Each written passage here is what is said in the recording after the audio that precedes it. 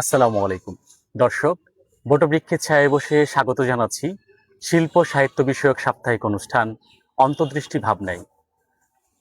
নাটক সমাজ পরিবর্তনের হাতিয়ার, আর থিয়েটার নাট্যচর্চা এবং শুদ্ধতার পাঠশালা। আজ আমন্ত্রণ জানিয়েছি এমন একজন মানুষকে, যিনি মঞ্চ অভিনেতা এবং সংগঠক জনাব মুস্তাফিজুর রহমান লাঞ্জু। কথা বলবো তার সাথে তার নাট্যচর্চা নিয়ে। আজকের এই মঞ্চ থেকে বিনম্র শ্রদ্ধা ভরে স্মরণ করছি আধুনিক বাংলা নাটকের প্রবর্তক নাট্যাচার্য ডক্টর সেলিম আল দীন। আরও স্মরণ করছি জামালপুরের কৃতি সন্তান, আমার নাট্যজগতের কিংবদন্তি আব্দুল্লাহ মামুন এবং আসাদুল্লাহ ফারাজিকে। কেমন আছেন? ভালো আছি। আজ আমরা জানবো আপনার নাট্যচর্চার সূচনাটা কিভাবে ঘটেছিল। নাটক, আমি সেই ছোটবেলা থেকে নাটকের মোহে পড়ে যাই।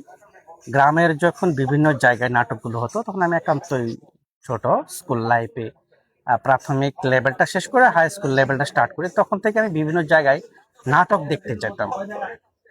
নাটক দেখতে গিয়ে আমার কাছে মনে হয়েছে যে নাটকে এমন কিছু বাক্য ব্যবহার করা হয় যেটা সমাজের জন্য খুব কাজে দেয়।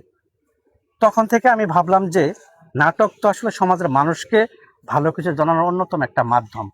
তখন থেকে আমার নাটকের দিকে একটা প্রবল আগ্রহের সৃষ্টি হয়।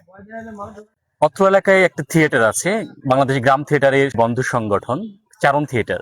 তা আমরা লক্ষ্য করি যে প্রতি বছর কয়েক দিনব্যাপী নাট্য উৎসব হয়।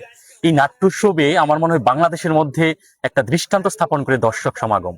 পুরো মাঠ, ছেলে মেয়ে দর্শক কিন্তু একসাথে নাটক শুরু থেকে শেষ অবধি পর্যন্ত উপভোগ করে। এই যে দর্শকের সমাগম, এই দর্শকটা কতদিনে সৃষ্টি হয়েছে আপনাদের? এটা দীর্ঘদিনের পরিক্রমায় এই দর্শকটাকে তৈরি করতে হয়েছে। যে প্রথম দিকে আমি যেটা বললাম, যে আমি যখন নাটক দেখতাম, তখন দেখতাম যে দীর্ঘদিন রিহার্সেল করতে করে কোনো একটা রাতে এই নাটককে মঞ্চস্থ করতো, একটা মঞ্চ করতো। নাটকটা এই গ্রামীণ পরিবেশের যে নাটকগুলা, লোকজ নাটকগুলা স্টার্ট করতে করতে রাতের 11টা 12টা বেজে গেছে, এবং সেখানে ভালো কোনো পরিবেশ থাকতো না।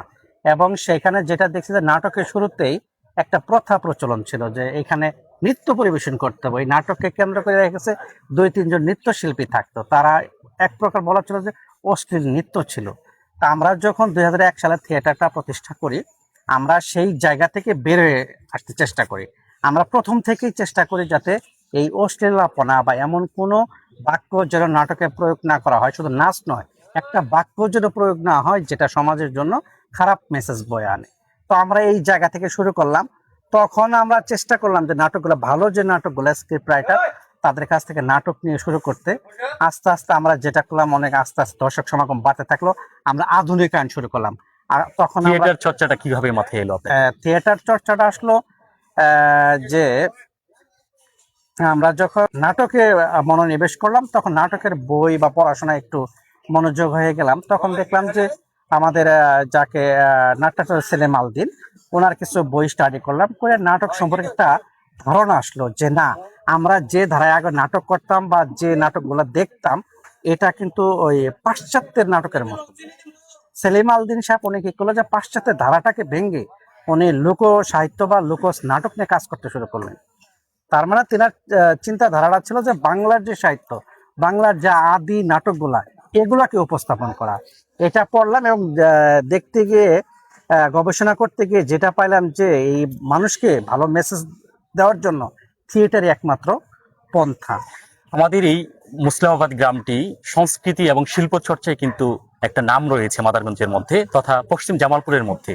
এখানে যদি আমরা আজ থেকে 50 বছর অথবা 100 বছর পূর্বে যদি যাই, এই এলাকা যারা নেতৃত্ব দিয়েছেন, যারা সুশীল ছিলেন, ওনারা কিন্তু সবাই আগে চকি দিয়ে তারা তাদের বাড়ির উঠানে মঞ্চ নাটক করতেন।